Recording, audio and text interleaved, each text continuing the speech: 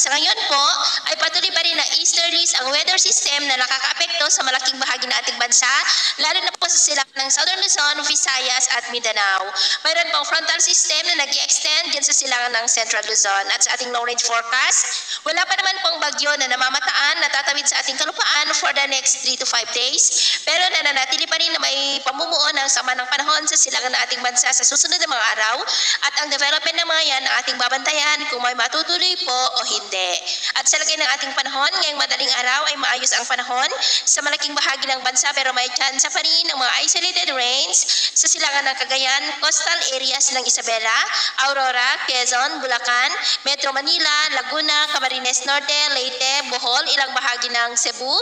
maging sa may southern part ng Samar, Pagadian at Sulu Archipelago. At mamaya po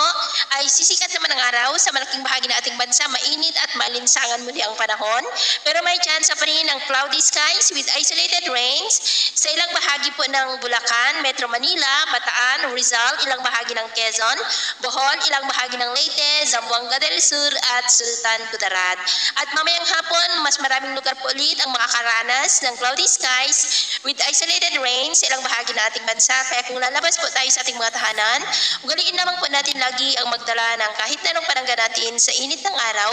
at proteksyon na rin po sa mga biglaang buhos ng ulan. At sa atin naman pong mga baybayin, wala naman po tayong nakataas na ng mga gale warning signals, pero iba yung pag-iingat lamang po